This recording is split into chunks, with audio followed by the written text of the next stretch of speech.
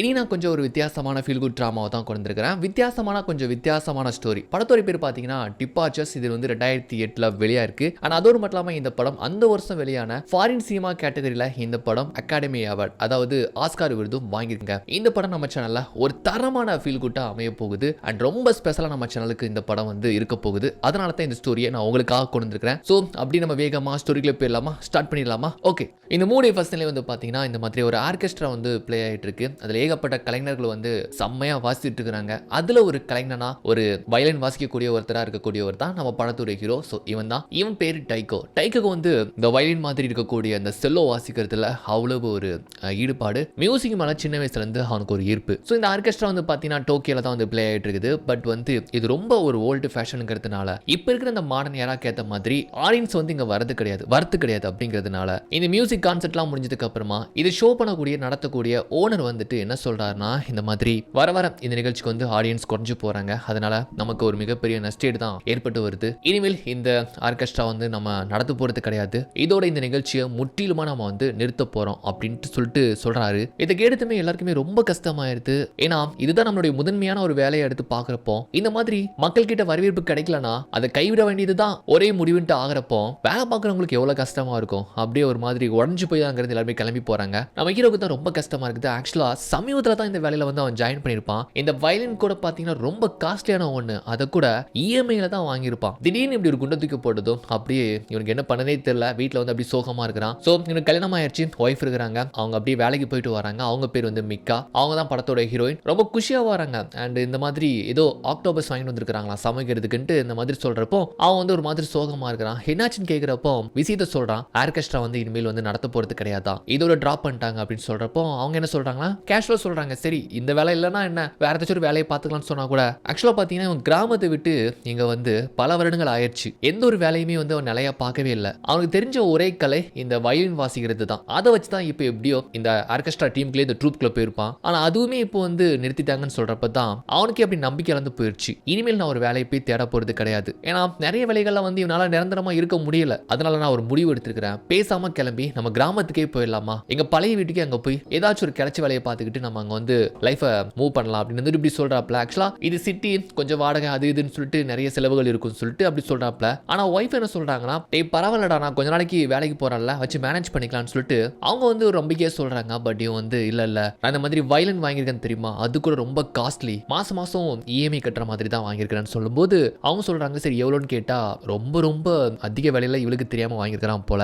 இருந்தாலுமே அவங்க வந்து பெருசா எடுத்துக்கல. தன்னுடைய கணவனுக்கு எது சரின்னு படுதோ அதுக்கேற்ற மாதிரி தன்னையே மாற்றக்கூடிய ஒரு கேரக்டர் தான் இவங்க. ஓகேன்னு சொல்லிட்டு பெருசா எடுத்துக்கல. சரி ஓகே, எதையும் நினைச்சு கவலைப்படாதீங்க, நான் போய் சமைக்கிறேன்னு சொல்லிட்டு உள்ள போறேன். இவங்க திடீர்னு பார்த்தா கத்த ஆரம்பிச்சிருந்தாங்க. என்னன்னு சொல்லிட்டு ஓடி வந்து பாக்குறான். பார்த்தா அவங்க சமைக்கணும்னு சொல்லிட்டு வாங்கிட்டு வந்தாங்க தெரியுமா, அந்த ஆக்டோபஸ் பார்த்தீங்கன்னா உயிரோடு தான் இருக்கும்னு நினைக்கிறேன். அதை பார்த்ததும் தான் கத்திருக்கிறாங்க. அவனும் பார்க்குறான், இனிமேல் இதை கொண்டு சமைச்சு சாப்பிடணும்ட்டு அவங்களுக்கு என்னமே வரல. சரி உயிரோடு இருக்கு, அதை நம்ம கடல் தண்ணியிலே விட்டுலான்னு சொல்லிட்டு பரிதாபப்பட்டு அப்படி தண்ணியில கொண்டு வந்து போட்டா அது பார்த்தீங்கன்னா இவங்க இங்க கொண்டு வர கேப்ல அது செத்தே போயிடுச்சு. அதை இப்போ எடுக்க முடியாது, கொஞ்சம் தண்ணியில தள்ளியே போயிடுச்சுன்னு வச்சுக்கோங்களேன். அப்போ நமக்கு என்ன தோணும், பேசாம நம்ம சமைச்சே சாப்பிட்டுக்கலாம்னு தோணும். அதே மாதிரி தான் எனக்கு தோணுது. அதையும் தவிர்த்து நம்ம எந்த ஒரு செயல் பண்றதா நினைச்சா கூட அதுக்கு நம்மளுக்கு முரணாவே வந்து அமைதின்னு சொல்லிட்டு தான் அவனுடைய மனசுல ஓடிக்கிட்டு இருக்கு. இங்க வந்து நம்ம இத்தனை வருஷம் ஆச்சு, எதுலையுமே நிலையா இருக்க முடியல. நமக்கு பிடிச்ச ஒரு துறையில போனாலுமே அதுவும் இந்த மாதிரி மொத்தமா மூடிட்டாங்க, என்னதாமா பண்றதுன்னு சொல்லிட்டு யோசிக்கிறப்போ அப்போ மனைவி கிட்ட சொல்றான், முடிவு பண்ணிட்டேன், நம்ம கிராமத்துக்கே போகலாம்னு சொல்லிட்டு முடிவு பண்ணிட்டேன், என்ன பண்ணலாம்னு சொல்லிட்டு கேட்கிறப்போ ஓகே அப்படின்ட்டு உடனே அவங்க சரின்னு சொல்லிக்கிறாங்க. உண்மைதான் சொல்றியா, உனக்கு ஓகேவான்னு கேட்டா ஓகேப்பா, அப்போ உன்னுடைய வேலைன்னு கேட்டா அதெல்லாம் பிரச்சனையே கிடையாது, உனக்கு எது சரின்னு படுதோ, உனக்கு எங்க போய் இருக்குன்னு தோணுதோ அங்கேயே போய் இருக்கலாம், உன்னுடைய விருப்பம் தான் என்னுடைய விருப்பம் அப்படின்ட்டு அவனுக்கு ஏத்த மாதிரி அவனை புரிஞ்சுக்க கூடிய ஒரு நல்ல ஒரு மனைவியா இருக்கிறாங்க. அப்புறம் என்ன பண்றானா, கடனுக்காக வாங்கிட்டு வந்த அந்த செல்லோன்னு சொல்லக்கூடிய அந்த வயலின் வந்து பாத்தீங்கன்னா அந்த கடையிலே வந்து கொடுத்துருதாப்ல. இப்ப அப்படியே கட் பண்ணா அந்த சின்ன கிராமம், அழகான ஒரு கிராமம், பக்கத்துல ஒரு ஓடை, அது பக்கத்துல தான் அவங்க வீடு, இதுதான் அவங்களுடைய வீடு. சின்ன வயசுல இங்க தான் வந்து வளர்ந்துருப்பான்னு நினைக்கிறேன், வசிச்சிருப்பான்னு நினைக்கிறேன். இந்த கிராமத்துல தான். கிராமம்னா ரொம்ப பழமையான கிராமம்லாம் கிடையாது, இப்ப நவீன காலத்துக்கு ஏற்ற மாதிரி கொஞ்சம் கொஞ்சம் டெவலப் ஆகக்கூடிய ஒரு சின்ன கிராமம் தான். ஸோ இந்த வீட்டை வந்து பாத்தீங்கன்னா இவங்க அம்மா தான் வந்து பராமரிச்சு ஒரு 2 வருஷத்துக்கு முன்னால வரைக்கும் பாத்துக்கிட்டாங்க. ஆக்சுவலா 2 வருஷத்துக்கு முன்னால தான் அவங்க இறந்து போனாங்க. ஸோ அம்மாவோட இறப்புக்கு கூட இவனால வர முடியல. இத்தனை வருஷத்துக்கு அப்புறமா இப்பதான் இவனே இங்க வந்திருக்கிறான். அப்பா கிடையாது, அப்பா சின்ன வயசுலயே அம்மாவையும் இவனையும் விட்டு ஓடி போனவர் தான். இப்ப எங்க இருக்கிறாருன்னு எதுவுமே தெரியல. அப்படி சின்ன வயசுல தவிக்க விட்டு போனதுனால என்ன வரைக்குமே அப்பா அம்மால அவனுக்கு அந்த வெறுப்புலாம் இன்னும் இருக்கதான் செய்யுது. இவனுக்கு விவரம் தெரிஞ்ச வரைக்கும் அப்பா இந்த வீட்டுல சின்னதா ஒரு டீ கடை வச்சிருந்தாராம். அதுக்கப்புறம் அவர் போனதுக்கு அப்புறமா அம்மா வந்து சின்னதா ஒரு பார் மாதிரி நடத்தி வந்திருக்காங்க. இருக்கிறாங்க. அப்படி வந்த வருமானத்துல தான் ஒரு சிங்கிள் பேரண்டா இருந்து நம்ம ஹீரோ கூட வந்து பார்த்து கவனிச்சுக்கிட்டாங்களாம். நம்ம ஹீரோனுக்கு வந்து இந்த இடம் வந்து ரொம்ப பிடிச்சி போயிடுது.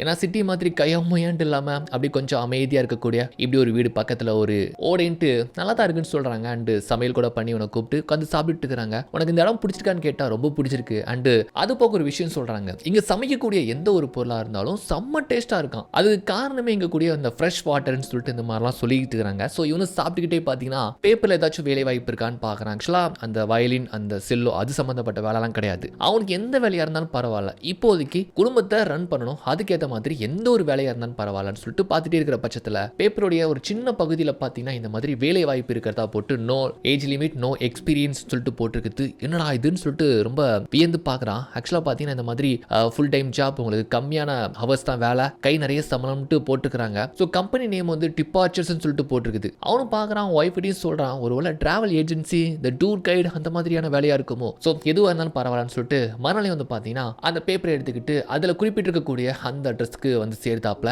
அந்த இடமே பார்க்கறதுக்கு கொஞ்சம் வித்தியாசமாக இருக்கு. ஒரே ஒரு லேடி மட்டும் தான் இருக்கிறாங்க. அவங்களுக்கு என்ன வேணும்னு கேட்குறப்போ இந்த மாதிரி பேப்பரில் ஆட் பார்த்தேன் வேலை விஷயமா அதான் வந்தேன்ட்டு சொல்கிறப்போ ஓகே ஓகே ஓனர் வந்துருவாரு, வந்து உட்காருங்க அப்படின்ட்டு சொல்கிறப்போ உள்ள வந்து அப்படி நிற்கிறான். அவங்க படுக்க காஃபி குடிச்சிட்டு இருக்காங்க. அப்போ தான் டவுட்டாக கேட்குறான், என்ன மாதிரியான வேலை இது, எதுவும் டிராவல் ஏஜென்சி இந்த டூர் கைடா அப்படின்னு வந்து டவுட்டாக கேட்டா, உங்களுக்கு என்ன வேலைன்னு தெரியாதா, எதுவும் சொல்லலையா அப்படின்னு கேட்குறப்போ இல்லை எதுவுமே தெரியாதுன்னு வந்து சொல்கிறேன் அப்படின்ட்டு அவங்க ஒரு மாதிரி சிரிக்கிறாங்க. கொஞ்சம் வெயிட் பண்ணுங்க பாஸ் வந்துருவாருன்ட்டு சொன்னதுனால அப்படி நிக்கிறப்போ கொஞ்ச நேரத்தில் ஓனர் வந்துருந்தாரு. உடனே சொல்றான், சார் நான் தான் சார் இந்த மாதிரி காலையில் ஃபோன் பண்ணேன்னு சொல்றப்போ ஃபோன் பண்ணிருப்பான் போல, வேலை விஷயமா வந்துட்டு சொல்றாங்களா, ஓகே வந்து உட்காருங்கன்னு சொல்லிட்டு இவங்க கூட ரெஸ்யூம்லாம் எடுத்து கொடுக்குறான். அதை வாங்கி பார்க்கவே இல்லை, அப்படி தூக்கி ஓரமா தூக்கி போட்டுட்டாரு. போட்டுட்டு அண்டு சரி கொடுக்குற வேலையை எந்த ஒரு கஷ்டம் இருந்தாலும் பரவாயில்லன்ட்டு ஈடுபாடோட செய்வீங்களான்னு கேட்டா செய்வேன் சார், எந்த வேலையா இருந்தாலும் செய்வேன்னு சொல்லிட்டு டக்குன்னு சொன்னதும் அவரும் டக்குன்னு வந்து சரி ஓகே நீங்க வேலைக்கு ஜாயின் பண்ணிக்கலாம், நாளையில இருந்து வந்துருங்கன்ட்டு இப்படி சொல்லியிருந்தாரு. அவ்வளோதானா, அப்போ வேற ஏதோ ஒரு இன்டர்வியூலாம் கிடையாதான்னு கேட்டா அவ்வளோதான் சொல்றாப்ல. சரி இது எந்த மாதிரியான வேலை, எவ்வளவு சம்பளம்னு கேட்குறப்போ 5ன்னு சொல்லிட்டு வேலை மட்டும் காமிக்கிறாரு.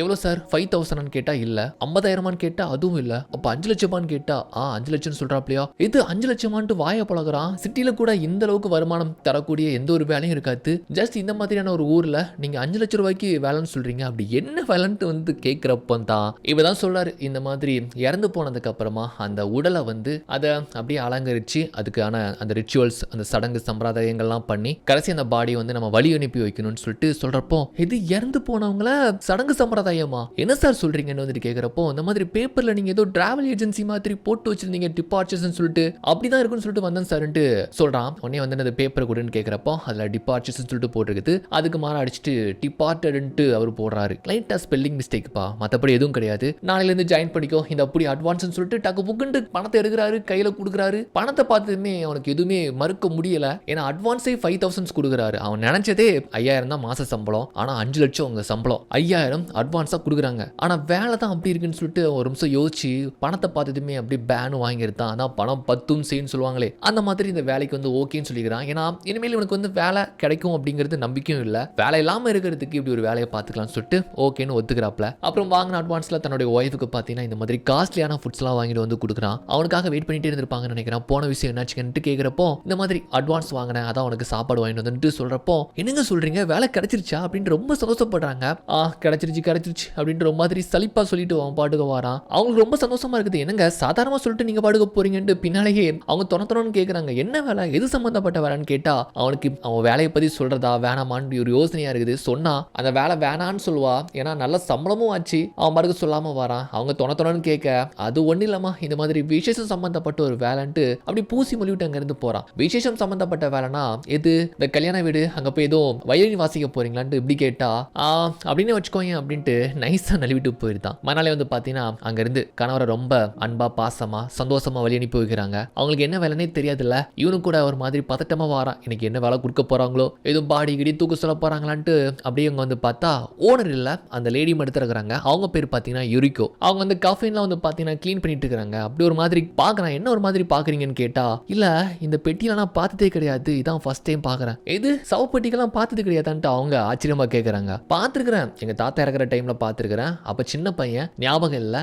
அப்புறம் இப்போ தான் பார்க்குறேன்ட்டு சொல்கிறப்போ போக போக நிறையவே பார்ப்பேன். இப்போ சீசன் கம்மியாக இருக்குது, விண்டர் சீசன் வரட்டும், ஏகப்பட்ட கிளடு கட்டைங்களாம் போகுன்ட்டு இந்த மாதிரி சொல்கிறாங்க. அவன் ஒரு மாதிரி முழிக்கிறான். அப்புறம் அந்த டோர்ஸ்லாம் வந்து அவளுக்கு உதவி பண்ணி தூக்கி வைக்கிறாங்க. அப்போ ஒரு ஃபோன் வருது அவளுக்கு. என்னன்னு பார்த்தா இந்த மாதிரி ஓனர் தான் கால் பண்ணி அவனை வந்து ஒரு அட்ரஸ்க்கு வந்து கூப்பிடுறாப்ல. சொல்கிறேன் இந்த மாதிரி உனக்கு தான் ஒரு வேலை, நீ போகணுமான்னு சொன்னதும் ஐயோ அப்படின்ட்டு ஒரு மாதிரி பயமாக தான் போகிறான். ஏன்னா அவனுக்கு வந்து இந்த பாடி பிரேதம் இதெல்லாம் வந்து கொஞ்சம் டரு தான் வச்சுக்கோங்களேன். என்ன வேலை கொடுக்க போகிறாங்களோ தெரியலன்னு சொல்லிட்டு போய் பார்த்தா ஆக்சுவலாக வந்து பார்த்தீங்கன்னா இன்னைக்கான அவனுக்கு வேலை என்னன்னு கேட்டா இந்த மாதிரி அவங்க கம்பெனி சார்பாக வந்து பார்த்தீங்கன்னா ஒரு ஆட் ஷோ வந்து ப்ரொமோட் பண்ணுறதுக்காக ஷூட் பண்ணுறாங்க. அதில் வந்து நடிக்கிறதுக்காக தான் கூப்பிட்டு விட்டுருக்காரு. நான் என்ன பண்ணணும்னு சொல்லிட்டு ரொம்ப அப்பாவித்தனமாக வந்து கேட்குறான். அப்போ ஒரு லேடி வராங்க, அவனை கூப்பிட்டு போயிட்டு அவன் ட்ரெஸ் எல்லாம் கழட்டி விட்டு ஒரு டைபர் மாதிரி மாட்டி விட்டுருக்காங்க. அவர் அதட்டி கூப்பிட்டுறாரு, இங்க வா அப்படின்னு சொல்லிட்டு கூப்பிட்டதும் அப்படி இவங்க வந்து படுத்துக்கிறான். படுத்ததும் அவன் மேலே ஒரு துணியை போட்டு ஒரு இறந்து போன உடலுக்கு வந்து எப்படி மரியாதை செலுத்தி அதை க்ளீன் பண்ணுவார்ல அந்த மாதிரி தான் பார்த்தீங்கன்னா வந்து க்ளீன் பண்ணுறாரு. அண்டு மக்களுக்கு வந்து தெரிவிக்கிற மாதிரி அவரே வந்து பேசி பேசி ஒன்று ஒன்றா காமிச்சிட்டு இருக்கிறாரு இந்த ஷோ மூலமாக. அவர் துணியை வச்சு இவன் பாடியில் தொடங்கிறப்ப எனக்கு கூச்சமாக இருக்குண்டு, அது போக அதை ஷேவ் பண்ணுறதுக்காக க்ரீமை போட்டு ஷேவ் பண்ணும்போது என்ன ஆகுதுன்னா லைட்டாக சிராய்ப்பாக எடுத்து ரத்தமும் வந்துடுது. நம்மளால சின்ன பிள்ளைத்தனமா பேன்னு அழுதுகிட்டு இருக்கிறான். அப்புறம் சமாளிச்சு இந்த ஷூட்லாம் எடுத்து முடிச்சதுக்கு அப்புறமா வீடு வரான் பாருங்க, கண்ணத்தில் ஒட்டுலாம் போட்டுருக்குதுல்ல, அதை பார்த்து கேட்குறாங்க அவங்க ஒய்ஃப் வந்து என்னங்க ஆச்சுன்னு கேட்குறப்போ ஒன்றும் இல்லைம்மா, இந்த மாதிரி ஓனர் வந்து கம்பெனியில் ஷேவ் பண்ண சொன்னார், அதான் ஷேவ் பண்ண, அதான் சிராய்ப்பாயிட்டுன்ட்டு இப்படி சொல்லி சமாளிக்க பார்க்குறான். எது கம்பெனியில் ஷேவ் பண்ண சொன்னாங்களா? எங்க காலையில் நீங்கள் ஷேவ் பண்ணிட்டு தான் போனீங்கன்னு சொன்னா ஷேவ் பண்ணா போனேன், ஆனால் இருந்தாலும் லைட்டாக முடி இருந்துச்சு, அதான் ஷேவ் பண்ண சொன்னாங்கன்ட்டு என்னத்தையும் சொல்லிட்டு சமாளிச்சுட்டு போறான். இப்போ மறுநாள் பார்த்தீங்கன்னா இந்த மாதிரி அவங்களுக்கான ஒரு முதல் வேலை வந்துருச்சு. நம்ம ஹீரோ கூப்பிட்டு அப்படியே கார்ல போறாப்ல. அதாவது என்னன்னு பார்த்தா இந்த மாதிரி ஒரு வயசான பாட்டி தனிமையில் வாழ்ந்துருப்பாங்க போல.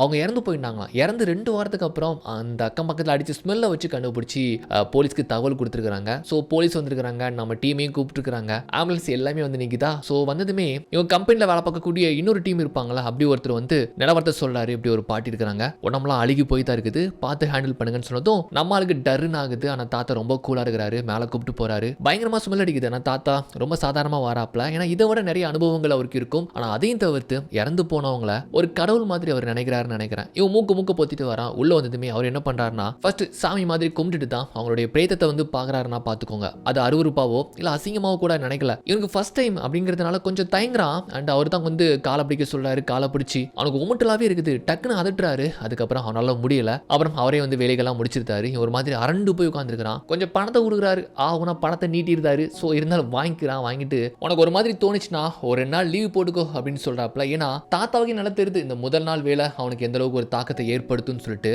அதை புரிஞ்சுக்கிட்டு வந்து சொல்றாப்ல. ஓகேன்னு பணத்தை வாங்கிட்டு அப்படியே வரான். இந்த வேலையில நம்ம நிரந்தரமா இருக்கலாமா வேணாமான்னு மண்ணில் ஓடுது போல. அப்போ அந்த பஸ்ல இருக்கக்கூடிய அந்த ஸ்கூல் பொண்ணுங்க பார்த்தீங்கன்னா இவன் மேல இருந்து வரக்கூடிய ஸ்மெல்லை வந்து கேட்ச் பண்ணிட்டு இந்த மாதிரி அவனை பார்த்து தான் குசு குசுன்னு பேசுறாங்க. அவனுக்கு புரிஞ்சு போயிருது நம்ம மேல தான் ஸ்மெல் அடிக்கிட்டு. உடனே பார்த்தீங்கன்னா அடுத்த ஸ்டாப்ல இறங்கிட்டு என்ன பண்றானா இந்த பப்ளிக் பாத்ரூம் இருக்கும் தெரியுமா, அந்த மாதிரி ஒரு பாத்ரூம்குள்ள வரான். நல்லா துணியெல்லாம் வாஷ் பண்ணி காய வச்சுட்டு இவனும் பார்த்தீங்கன்னா நல்லா சோப்பு ஷாம்பெல்லாம் போட்டு நல்லா குளிச்சு முடிச்சதுக்கு அப்புறமா ஆக்சுவலாக பார்த்தீங்கன்னா இந்த பப்ளிக் பாத்ரூம் நடத்தக்கூடியது வேற யாருமே இல்லை, இவன் ஸ்கூல்ல படிச்ச இவன் ஃப்ரெண்டோடைய அம்மா தான். அப்படி குளிச்சுட்டு இருக்கும்போது ஃப்ரெண்டும் அவனுடைய அம்மாவும் பேசிட்டு வராங்க. நம்ம ஃப்ரெண்டு வந்து அடையாளம் கண்டுக்கிறான். டே எப்படா வந்து என்கிட்ட சொல்லவே இல்லைன்னு கேட்குறப்போ இந்த மாதிரி இப்போதான்டா ஒய்ஃபோட இங்கேயே வந்து ஷிஃப்ட் ஆயிடுச்சுன்னு சொல்றப்போ அவங்க அம்மாவுக்கு நல்லா தெரியுமா, டேய்கோ நீ தானா அப்படின்னு சொல்லிட்டு அவங்க கூட ரொம்ப பாசமா பேசுறாங்க.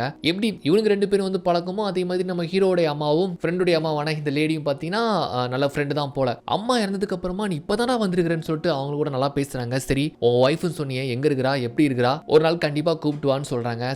சரிங்கம்மா கண்டிப்பா கூப்பிட்டு வரேன்னு சொல்லிட்டு அங்க இருந்தவனு பேசிட்டு அப்படி வீட்டுக்கு வரான். வீட்டுக்கு வந்ததுக்கு அப்புறமா ரொம்ப டல்லா இருந்துட்டு இருக்கிறான். அவனுக்கு அந்த பாடியை பார்த்து ஞாபகமாவே இருக்கு. அதாவது ஹாரர் ரேஞ்சுக்கெல்லாம் கிடையாது, ஜஸ்ட் அந்த உடல் வந்து சிதைஞ்சு போயிருந்துச்சுல அதை பத்தி நினைச்சு பார்த்துட்டு இருக்கிறான். அப்போ அவன் ஒய்ஃப் வந்து பாத்தீங்கன்னா சமைக்கிறதுக்காக ஒரு கோழியை கொண்டு வந்து வெட்டி டேபிள்ல வந்து வைக்கிறாங்க. அதை பார்த்து கூட அவனுக்கு அதோட கம்பேர் பண்ணி ஒரு மாதிரி ஜீரணிக்க முடியல, வாமிட்டு அள்ளி தட்டுது. அவரும் அன்னைக்கு நாள் இரவு தூங்கும் போது கூட தூக்கமே வரல, அப்படி தனியா உட்காந்து இப்ப யோசிக்கிறான் பாருங்க. அப்ப என்ன யோசிக்கிறான்னா இந்த மாதிரி தானே நம்ம அம்மாவும் தனிமையில இருந்து இறந்து போயிருப்பாங்க, அவங்களை கவனிக்க கூட ஒரு நாத்தியம் நம்ம இல்லையே, அவங்க முகத்தை கூட நம்ம பார்க்க முடியலன்னு சொல்லிட்டு தான் இப்போ இந்த இடத்துல அம்மாவை ரொம்ப மிஸ் பண்றான். அதோடு மட்டும் இல்லாம இந்த வேலையில நம்ம நிரந்தரமா இருக்கலாமான்னு நினைச்சானே, இப்போ அதுல இருந்து இந்த வேலையை ஒரு புனிதமா மதிக்கிறான். நம்ம அம்மாவுக்கு செய்யக்கூடிய விஷயங்கள் அந்த சடங்குகள் தான் நம்ம முறைப்படி செய்ய முடியல, மற்றவங்களாச்சும் இது தொண்டா செய்யுமேன்னு சொல்லிட்டு முடிவெடுக்கிறான். ஆனா அது போக இவன் சின்ன வயசா இருக்கும் போது வீட்லயே பார்த்தீங்கன்னா ஒரு வயலின் ஒன்று வச்சிருந்திருப்பான். அதை எடுத்து பார்க்கறான். பார்த்தா அதுல ஒரு பேப்பர்ல வந்து பார்த்தீங்கன்னா கல்லு ஒன்று புதிஞ்சிருக்குது. அந்த கல்லை ஓரமா வச்சுட்டு அந்த வயலின் அப்படியே வந்து வாசிக்கிறான். வாசிக்கும் போது அவனுக்கு சின்ன வயசுல நடந்தது ஞாபகம் வருது.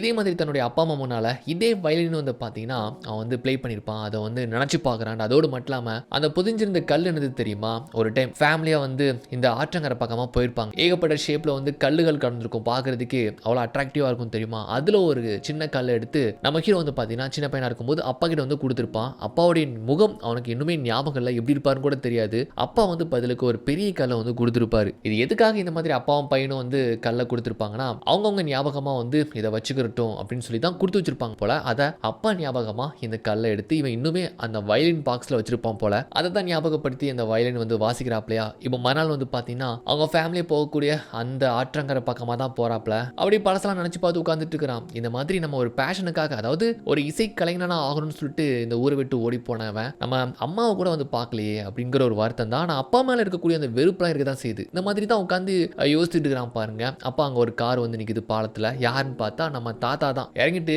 என்னப்பா ஓகேவா வேலைக்கு போகலாமான்னு வந்துட்டு கேட்குறப்போ அவன் ஒரு பயந்த சுபாவத்தில் எந்திரிச்சிட்டு ஓகே ஓகேன்ட்டு சலிச்சாப்ல சொல்றான். சரி வா ஒரு வேலை வந்திருக்குன்ட்டு அங்கேருந்து வேகமாக கூப்பிட்டு போறாரு. போனா கொஞ்சம் லேட் ஆயிடுச்சுன்னு நினைக்கிறேன். இறந்து போயிருக்கிறது ஒரு பொண்ணு. அந்த பொண்ணுடைய ஹஸ்பண்ட் வந்துட்டு பயங்கரமா டென்ஷன் ஆகுறாரு. ஒரு டென்ஷன் பார்ட்டின்னு நினைக்கிறேன். இவங்க வந்துட்டு மன்னிப்பு கேட்கறாங்க. ஓகேன்னு சொல்லிட்டு உள்ள வராங்க. ஸோ இந்த லேடிக்குன்னு சொல்லிட்டு ஒரு பொண்ணு கூட இருக்கிறாங்கன்னு நினைக்கிறேன். அந்த பொண்ணு பாவம் அப்படியே அம்மாவை நினைச்சு அழுதுகிட்டு இருக்குது. எல்லாருமே சோகமா இருக்கிறாங்க. ஆனா புருஷங்காரன் மட்டும் பார்த்தீங்கன்னா அப்படி கல்லு மாதிரி இருக்கிறான். தாத்தாவும் அப்படி வெளியே தொடங்குறாரு. அந்த பொண்ணை முதல்ல தொடச்சி அதுக்கான காஸ்டியூம்லாம் போட்டு ஸோ வழக்கமா மற்ற உடலுக்கு பண்ற மாதிரி இல்லாம இது கொஞ்சம் குறைஞ்ச வயசு பொண்ணுங்கிறதுனால ரொம்ப நேர்த்தியா பார்த்து பார்த்து அழகா மேக்கப்லாம் பண்றாரு. அந்த நறுமணம் சம்பந்தப்பட்ட லிக்யூட்லாம் போட்டு அண்டு முகப்பூச்சிலாம் வந்து அப்ளை பண்ணிட்டு ஒரு இளம் பெண் மேக்கப் போட்டு தூங்கிட்டு இருந்தா எப்படி இருக்கும் அந்த மாதிரி ஃபைனலா ஒரு அவுட்புட் கொண்டு வராரு பாருங்க. கடைசி எடுத்து அந்த பெட்டியில தூக்கி வைக்கிறாங்க. அப்போ வந்து எல்லாருமே ரொம்ப சோகத்துல அழுறாங்க. அப்போ கூட கணவர் ஒரு மாதிரி சோகமா தான் இருந்துட்டு இருக்கிறாரு. அப்போ ஃபைனலா வந்து பெட்டியை மூடுறதுக்கு முன்னால இப்போ வந்து பாக்குற அவரு தன்னுடைய மனைவி அவ்வளவு அழகா இருக்கிறாங்க. இப்படி அழகா இருந்த தன்னுடைய மனைவி தானே இப்போ இறந்து நம்ம முன்னால இருக்கிறாளே அப்படின்னு சொல்லிட்டு அந்த கணம் அப்படியே உடஞ்சு அழுவாரு. நமக்கு ரொம்ப கஷ்டமா இருக்கும். ஸோ இறந்து போய் சாதாரணமான ஒரு உடம்பா இருக்கிற வரைக்குமே வந்து அவருக்கு பெருசா தெரியல. ஆனா தாத்தா வந்து இந்த மாதிரி அவங்கள அலங்கரிச்சு அந்த சடங்குகள்லாம் பண்ணி முடிச்சதுக்கு அப்புறமா அவங்க மனைவி பார்க்கறதுக்கு ஜஸ்ட் தூங்கிட்டு இருந்த மாதிரி தானே இருக்கிறாங்க. பட் ஆனா இறந்து போயிட்டாங்களேன்னு சொல்லிட்டு அவரால் அதை ஜீரணிக்க முடியலன்ட்டு தான் அந்த மாதிரி கதறி கதறி அழுதுகிட்டு இருக்கிறாரு. ஸோ இந்த காட்சி அப்படியே வந்து தத்ரூபமா காமிச்சிருப்பாங்க. எப்படி வந்து இந்த சடங்குகள் பண்றதெல்லாம் காமிச்சிருப்பாங்க தெரியுமா. அதனால தான் இந்த படம் வந்து ஆஸ்கார் வரைக்கும் போச்சுங்க. ஸோ அப்படியே அவர் கதறி கதறி அழுறத பார்த்து நம்ம தாத்தாவுக்கும் ஹீரோக்கும் கூட ரொம்ப கஷ்டமா இருக்கு. ஸோ இந்த வேலைகள்லாம் முடிச்சுட்டு அப்படியே அங்கிருந்து கிளம்புறாங்க. அப்போ அந்த பொண்ணுடைய கணவர் அங்கிருந்து ஓடி வராரு. உங்ககிட்ட நான் கோவப்பட்டதுக்கு நான் மன்னிச்சிருக்கேன்னு சொல்லிட்டு இன்னும் நிறைய பணம் கொடுக்குறாரு. என்னுடைய மனைவி நான் இதுக்கு முன்னால இவ்வளவு அழகா இருந்து நான் பார்த்தது கிடையாது. நீங்க அந்த அளவுக்கு நேர்த்திய வேலையை முடிச்சு கொடுத்துட்டீங்க, ரொம்ப நன்றிங்கன்னு சொல்லிட்டு சோகம் இருந்தாலுமே திருப்தி அங்கிருந்து அனுப்பி வைக்கிறாரு. நம்ம ஹீரோக்கு இந்த வேலை இப்பதான் பிடிச்சிருக்கு. அவனுக்குள்ள ஒரு இனம் புரியாத ஒரு மகிழ்ச்சி. காருக்குள்ள அப்படியே ஏறி உட்காந்துக்கிறான், சிரிக்கிறான். தாத்தா என்னன்னு கேட்கிறாரு. ஒன்னில தாத்தான்னு சொல்றான். ஆக்சுவலா வந்து மனைவி இறந்து கிடக்க பார்த்து குத்துகள் மாதிரி இருந்த மனுஷனை தாத்தாவுடைய அலங்கரிப்பு பார்த்தீங்கன்னா கரையை வச்சு அப்படியே வந்து கதறி அள வச்சிருச்சுல. கடைசி நிமிஷத்துல தன்னுடைய மனைவியை அவர் வந்து அந்த அளவுக்கு நேசிச்சு அழுதாரு. ஸோ இந்த வேலை அவனுக்கு ரொம்ப திருப்திகரமா இருக்கு, ரொம்பவே அவனுக்கு பிடிச்சிருக்குங்க. அதுக்கப்புறம் என்ன இந்த இடம் கொஞ்சம் கொஞ்சமா அவனுக்கு செட் ஆயிடுது. அவரும் ஃப்ரெண்டோடைய அம்மா கிட்ட வந்து தன்னுடைய மனைவியை அறிமுகப்படுத்தி வைக்கிறான். அவங்க சொல்லியிருந்தாங்களே இந்த மாதிரி உன் வீட்டுக்காரி கூப்பிட்டுவான்னு சொல்லியிருந்தாங்கல்ல, அதனால இங்க வந்து கூப்பிட்டு வந்து அறிமுகப்படுத்தி வைக்கிறான். அவங்களுக்குள்ள ஒரு நல்ல பழக்கம் ஏற்படுது, நல்லா மிங்கிள் ஆகிக்கிறாங்க. அந்த பாட்டி வந்து நிறைய விஷயங்கள் சொல்றாங்க. இந்த பப்ளிக் பாத்ரூம் வந்து கிட்டத்தட்ட 50 வருஷத்துக்கு முன்னால கெட்டப்பட்டதான். அவங்க கணவருக்கு அப்புறமா இறந்ததுக்கு அப்புறமா இவங்க தான் கவனிச்சுட்டு வராங்க போல. அப்புறம் சில விஷயங்கள் நம்ம ஹீரோ பத்தி சொல்றாங்க. அவன் சின்ன பையனா இருக்கும்போது கூட இங்க தான் வந்து குளிக்கிறது உண்டா, என் பையனும் அவனும் சேர்ந்து தான் இங்க வந்து குளிப்பானுங்க. அண்ட் அதுல வந்து டெய்கோ வந்து ரொம்ப பாவம், ஒரு அப்பாவித்தனமான ஒரு பையன். அவங்க அப்பா அம்மா வந்து சண்டை போட்டாங்க. அதுக்கப்புறம் தான் வந்து அவங்க அப்பா விட்டு போனாராம். அப்படி ரெண்டு பேருமே பிரிஞ்சதுக்கு அப்புறமா ரொம்ப உடஞ்சு போயிட்டான். குழந்தையா இருக்கும் போது இங்க தான் தனிமையில அந்த பாத்டப்ல உட்காந்து தான் அழுதுகிட்டு இருப்பான், ஓன்னு அழுதுட்டு இருப்பான். பாக்குறதுக்கு ரொம்ப பரிதாபமா இருக்கும். அதுக்கப்புறம் தான் இந்த ஊரை ஊரை விட்டு அவன் சின்ன வயசுல ஓடி போயிட்டான். ரொம்ப நல்ல பையன்மா, பாத்துக்கோமா, சின்ன வயசுல தான் கஷ்டங்கள் கவலைகள் நான் அனுபவிச்சான், நீ தான் அவனை வந்து நல்லா பாசமா பாத்துக்கணும்னு இந்த மாதிரிலாம் சொல்ல, ஸோ நம்ம வீட்டுக்காரர் இந்த அளவுக்கு கஷ்டங்கள் கவலைகள்லாம் பட்டுக்கிறானா அப்படின்னு சொல்லிட்டு அவங்க கூட பாக்குறாங்க. இந்த பக்கமா நம்ம ஹீரோ வந்து பாத்தீங்கன்னா அப்படியே குளிச்சுட்டு இருக்கிறான்ல, இங்க ஒரு தாத்தா வந்து இவனுக்கு பழக்கமாகறாரு. இந்த தாத்தா வந்து இவன் சின்ன வயசா இருக்கும் போதே தெரியும்னு நினைக்கிறேன், கிட்டத்தட்ட 50 வருஷமா இங்க வந்து குளிச்சுட்டு போறது வழக்கம்னு சொல்லிட்டு இந்த மாதிரி பேசிட்டு இருக்காங்க. அப்புறம் ரெண்டு பேருமே அங்க இருந்து கிளம்புறப்போ ஒரு மாதிரி பனி பொலிவா இருக்குது, நல்ல ஒரு கிளைமேட்ல அப்படி போய் குடிக்கலாமான்னு சொல்லிட்டு ரெண்டு பேருமே வீட்டுக்கு வந்து அப்படி சரக்கு போட்டு பேசிட்டு இருக்காங்க. அப்பதான் பாத்தீங்கன்னா அப்பா யூஸ் பண்ண அந்த கிராமோபோன்ல இருக்கக்கூடிய அந்த பழைய ஆல்பம்லாம் இருக்குது பாத்துக்கோங்க, அதெல்லாம் ப்ளே பண்ணிட்டு சொல்றப்போ, உங்க அப்பா வந்து அம்மா கிட்ட சண்டை போட்டு போனதா நீ சொல்ற, ஆனா உங்க அம்மா வந்து அப்பாவோட நினைவா இனிமே நிறைய ஆல்பம்லாம் வச்சிருக்காங்க, எனக்கு என்னமோ உங்க அப்பா போனதுக்கு அப்புறமா உங்க அம்மா வந்து ரொம்ப மிஸ் பண்ணிருக்காங்களோன்னு எனக்கு தோணுதுன்னு சொல்றப்போ, நம்ம ஹீரோக்கு வந்து அப்பா பேச்சு எடுத்தாலே பிடிக்கல, அவர் பேச்செல்லாம் எடுக்காத, எப்படினாலுமே என்னையும் எங்க அம்மாவையும் தவிக்கி விட்டு போனவர் தானேன்னு சொல்லிட்டு இனிமே அப்பா மேல உள்ள கோவத்துல வந்து சொல்லி பேசிட்டு இருக்கிறான். அப்படி ரெண்டு பேருமே கொஞ்சம் ரொமான்டிக்கா சரக்க போட்டு அப்படியே ஜாலியா இருக்கிறாங்களா. கட் பண்ண அப்படியே தூங்கிட்டு இருக்கிறப்போ நைட்டு பாத்தீங்கன்னா எனக்கு ஒரு ஃபோன் வருது. டக்குன்னு படிக்கட்டுல வந்து நம்ம ஹீரோனுக்கு தெரியாம உட்காந்து பேசிட்டு இருக்கிறான். ஆக்சுவலா பாத்தீங்கன்னா நம்ம யோரிக்கா தான் கம்பெனில வேலை பார்க்கறாங்களே, அவங்க தான் வந்து கால் பண்ணி ஹோட்டல் ஒருத்தர் தூக்கு போட்டானா, ஸோ சார் கூட இல்ல, அதாவது ஓனர் வந்து இந்த மாதிரி அவர் வேற ஒரு வேலைக்காக போயிட்டாரு, நீ தனியா போயிட்டு அதை ஹேண்டில் பண்ண முடியுமான்னு வந்துட்டு கேட்கிறாப்ல. எனக்கு ரொம்ப பதட்டமா இருக்குது, போப்பா அங்க போலீஸ் ஆம்புலன்ஸ் எல்லாமே இருக்கிறாங்க, பண்ணிடுவேன்னு வந்து கேட்கிறப்போ ஓகே நான் பண்றேன்னு சொல்லிட்டு போனை வச்சுட்டு நம்ம ஹீரோனுக்கு தெரியாமலே வந்து கோட் ஷூட்லாம் போட்டு அங்கிருந்து அவளுக்கு தெரியாம மெல்லமா நைஸ் அங்கிருந்து வெளியே போறான். அவ தூங்கி இருக்கிற மாதிரி தெரியுது, பார்த்தா அவன் போனதுக்கு அப்புறமா அப்படி கண்ணு முழிக்கிறா. இந்த நேரத்துல யார்கிட்ட போன் பேசிட்டு எங்க போறான் அப்படின்னு சொல்லிட்டு அவளுக்கு ஒரு சந்தேகம் ஏற்படுது. இவன் மறுநாள் வழக்கம் போல வந்து அவனை வேலைக்கு வந்து அனுப்பி வைக்கிறாங்க, ரொம்ப பாசமா பேசி அனுப்பி வைக்கிறாங்க. அவன் போனதுக்கு அப்புறமா அவன் கூட அவங்களுக்கு அந்த சந்தேகம் நீடிக்குது, இந்த நைட் யார்கிட்ட போன்ல பேசினா எங்க போயிருப்பான் அப்படின்னு சொல்லிட்டு அவங்களுக்கு ஒரு சந்தேகம் தான். அப்படியே ஆபீஸ்க்கு வர நம்ம யூரிக்கா தான் இருக்கிறாங்க. நேத்து நம்ம ஹீரோ போன வேலையை வந்து பெர்ஃபெக்ட்டா முடிச்சு கொடுத்தானா, அதை போலீஸ்காரங்க பாராட்டி சொல்லியிருக்காங்க போல. நம்ம யூரிக்கா கூட வந்து சொல்றா, டே 2-3 தான் அட்டன் பண்ணிருப்ப, அதுக்குள்ள நல்லா கை தெரிந்துட்ட, நல்லா அந்த அளவுக்கு கற்பூர மாதிரி பிடிச்சிட்டேன்னு அப்படின்னு சொல்லிட்டு பாராட்டுறாங்க. அவனுக்கு ரொம்ப சந்தோஷமா இருக்குது. அண்ட் இன்னும் தூங்கல போல, வேலையை முடிச்சுட்டு நேரா வீட்டுக்கு வந்து மனைவிக்கு தெரியாம வேலைக்கு வர மாதிரி நார்மலா அங்க வந்துட்டான். அப்புறம் அவகிட்ட கேட்கிறான், நீ எப்படி இந்த இடத்துக்கு வேலைக்கு வந்தன்னு கேட்கிறப்போ அவ சொல்றா, அவளுக்கு வந்து இந்த ஸ்டேட்டே கிடையாதான், வேற ஒரு ஊர்ல இருந்து இங்க ஜஸ்ட் ஒரு பார்ல தான் வேலை பார்த்தாலாம். பார் ஓனர் வந்து ஒரு நாள் இறந்து போயிட்டாராம், அவருக்கு ரிச்சுவல் பண்றதுக்காக இந்த ஓனர் வந்திருக்கிறாரு. ஸோ அதுக்கப்புறம் வேலையே இல்லைன்னு சொல்லிட்டு அவர்கிட்ட வேலை கேட்டதும் ஆஃபீஸ்க்கு எல்லாம் வந்துருன்னு சொல்லிட்டு இங்க கூப்பிட்டு வந்துட்டாரு போல. அப்படிதான் இங்க வந்ததா வந்து சொல்றா. அவரும் வேலைகள்லாம் முடிச்சுட்டு வீட்டுக்கு போறப்போ தன்னுடைய ஃப்ரெண்டை பாக்குறான். ஒய்ஃபு குழந்தைன்னு சொல்லிட்டு வந்திருப்பாருன்னு நினைக்கிறேன். என்னமோ பேசிட்டு அங்கிருந்து ஒய்ஃபையும் குழந்தையும் அனுப்பி வச்சுட்டு இப்போ தனியா நம்ம ஆள்கிட்ட வந்து என்னமோ சொல்றாரு, எதுக்குடா உனக்கு இந்த வேலை, ஏன் இந்த வேலையை உனக்கு பார்த்துட்டு இருக்கிற, உனக்கு வேற எதுவும் வேலை கிடையாதா, சை இந்த கேவலமான ஒரு வேலையை பார்த்துட்டு இருக்கியே, அந்த வேலையை விட்டுட்டு வேற ஏதாச்சும் ஒரு வேலையை தேடிக்கும் அப்படின்னு சொல்றப்போ நம்மளுக்கு ஒண்ணுமே புரியல, எப்படி இவனுக்கு நம்ம வேலை பார்க்கறது தெரியும் அப்படின்னு சொல்லிட்டு ஒண்ணுமே தெரியல. அப்படி வீட்டுக்கு வரான். வீட்டுக்கு வந்து பார்த்தா நம்ம ஹீரோன் கூட ஒரு மாதிரி உடஞ்சு போய் உட்காந்துட்டு இருக்காங்க. ஆக்சுவலா பார்த்தா அன்னைக்கு ஆட் ஷூட் எடுத்தாங்க தெரியுமா, அது இப்போ டிவில டெலிகாஸ்ட் ஆயிட்டு இருக்குது. அதான் ஹீரோடைய ஃப்ரெண்ட் பார்த்து கேட்டுக்கிறான் போல. அவன் மட்டும் இல்ல நம்ம ஹீரோனு கூட இதை பார்த்துட்டாங்க. அவங்களுக்கு எல்லா உண்மையும் தெரிஞ்சு போயிடுச்சு. அப்ப இத்தனால இந்த வேலையை என்கிட்ட மறைச்சிருக்கிற, அதோடு மட்டும் இல்லாம நைட்டு போன் பேசுறது இதுக்காக தான், இந்த வேலைக்காக தான் கிளம்பி போயிருக்க, தயவு செஞ்சு டேக்கோ இந்த வேலையை விட்டுன்னு சொன்னா இவன் வந்துட்டு எதுக்குன்னு கேட்கறான். டே ஒரு டெட் பாடிக்கு நம்ம போய் எப்படா அந்த ரிச்சுவல் சடங்கு உனக்கு ஒரு அசிங்கமா தெரியலன்னு கேட்கிறப்போ அதுல என்ன அசிங்கம் இருக்கு, இறந்து போனவங்க உடலுக்கு வந்து நம்ம பண்ணக்கூடிய காரியங்கள் பண்றோம், நாளைக்கு நான் சாக போறேன் நீ சாக போற, நம்ம செத்ததுக்கு அப்புறமா ஒன்ன மாதிரி யாராச்சும் நினைச்சு நம்ம பாடியை தொடாம விட்டா அழுகி பூத்து போயிரும் அப்படின்னு சொல்லிட்டு நம்மால் சொல்றான். அங்க பாரு, அதுக்குன்ட்டு இந்த வேலையை நம்மளா எடுத்து பண்ண முடியும், சே இத்தனால இந்த வேலையை பண்ணிட்டு தான் என் பக்கத்துல வந்து தூங்குனியா அப்படின்ட்டு எல்லாம் கேக்குறா. அவனுக்கு கொஞ்சம் கோபத்தை ஏற்படுத்துது. இங்க பாரு டெய்கோ, நீ என்ன ஆசைப்படுறியோ அதுக்கு ஏத்த மாதிரி என்னுடைய விருப்பங்கள் மாத்தி நான் உனக்கு ஏத்த மாதிரி மாறிட்டு வரேன். உன் விருப்பத்துக்கு நான் என்னைக்காச்சும் முரணா இருந்திருக்கிறேனா, நீ எது சரின்னு சொல்றியோ அதுதான் நான் சரின்னு சொல்றேன், உனக்கு எது விருப்பம்னு தோணுதோ அதுதான் நானும் விரும்புறேன், என்னைக்குமே நான் உனக்கு எதிராக பேசினதே கிடையாது, ஆனா இந்த முறை ப்ளீஸ் நான் சொல்றதை கேளு, அந்த வேலையை விட்டுறான்ட்டு சொன்னா அவங்க வந்து கேட்கறதாவே இல்ல.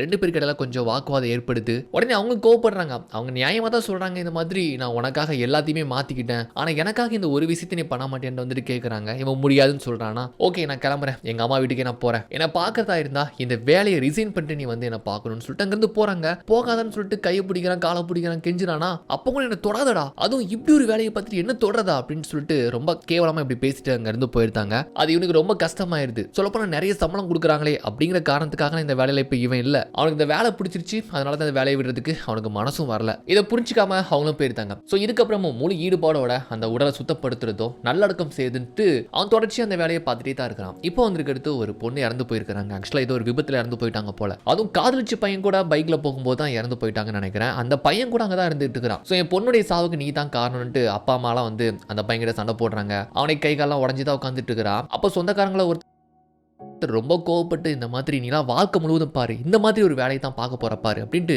நம்ம ஹீரோ பார்க்கக்கூடிய இந்த தொழிலை ரொம்ப அவமதிப்பா கேவலமா வச்சு சொல்றாரு. இந்த மாதிரி தொழில் தான் இனிமேல் வாழ்க்கை ஃபுல்லாவே வந்து பார்ப்போம், உனக்கு அதுதான் சாபம் அப்படின்ட்டு வர இப்படி சொல்றாரு. நம்ம ஹீரோக்கு ரொம்ப ஹர்ட் ஆயிடுது. அப்படி என்ன ஒரு தரக்குறைவான ஒரு வேலையாயுது, ஏன் எல்லாருமே இந்த மாதிரி இந்த வேலையை ரொம்ப கீழ்த்தனமா பார்க்கறாங்கன்னு சொல்லிட்டு அவனுக்கே ரொம்ப மனசு கஷ்டமாயிடுது. ஆனால் அதோடு மட்டும் இல்லாம இதுக்கப்புறம் இந்த வேலையில நம்ம இருக்க வேணாம், நம்ம மனைவியும் நம்மளை விட்டு போயிட்டா, சுத்தி இருக்கிறவங்களும் இந்த வேலையை ரொம்ப ஏளனமா பார்க்கறாங்க, இதை குயிட் பண்ணலான்ட்டு நேரா ஆஃபீஸ்க்கு வந்து சொல்றான். அவங்க டேய் நல்லா தானே வேலை பார்க்குற, நீ தனியாக போற வார கை நிறைய சம்பாதிக்கிற, அப்புறம் எதுக்குன்னு கேட்டா இல்ல இதை நான் விடத்தான் போறேன்னு சொன்னதும் ஓகே மேலே தான் ஓனர் இருக்கிறாரு, நீ அவர்கிட்ட போய் பேசிக்கன்னு சொன்னதுனால ஆஃபீஸ்க்கு மேலே தான் ஓனருடைய வீடு போல மேலே அவர்கிட்ட அப்படியே வந்து பேச வரான். மேலே பார்த்தீங்கன்னா மரம் செடி கொடிகள்ட்டு வீடை அவ்வளவு அழகா வச்சிருக்காரு, அப்படி பராமரிச்சு வச்சிருக்காரு. அப்படியே அதை ஆச்சரியமா பார்த்துட்டு உள்ள வரான். மனசு அப்படியே தனியாக உட்காந்துட்டு இருக்கிறாரு. அப்படியே பார்த்துட்டு சார் அப்படின்ட்டு உள்ள வரான். உடனே பார்த்துட்டு உழவப்பா என்னன்ட்டு வந்துட்டு கேட்கிறாரு. அப்படியே வந்து உட்காரான். சாப்பாடுக்கு என்னலாமா வச்சு கொடுக்குறாரு. இவனுக்கு வந்து சொல்றதுக்கே வந்து ஒரு மாதிரி தயக்கமா இருக்கு. அப்படி தயக்கத்தோட உட்காந்துட்டு பின்னால அவருக்கு பின்னால பார்த்தா ஒரு போட்டோ ஒன்று இருக்கு. அது தாத்தாவுடைய மனைவி தான். ஸோ தாத்தாக்கு பின்னாலையும் நிறைய கஷ்டங்கள் இருக்க தான் செய்யுது. அது அப்படியே கொஞ்சம் குமுறிக்கிட்டு சொல்றாரு. இந்த மாதிரி 9 வருஷத்துக்கு முன்னாடி என்னுடைய மனைவி இறந்து போனா, நான் தான் அவருடைய உடலை வந்து சுத்தம் படுத்தினேன். அதுதான் எனக்கு ஃபர்ஸ்ட் டைம். அதுக்கப்புறம் தான் இந்த பிசினஸ் வந்து நான் ஸ்டார்ட் பண்ணேன். இது ஒரு தொண்டா வந்து நினைச்சு நான் பண்ணிட்டு வரேன்ட்டு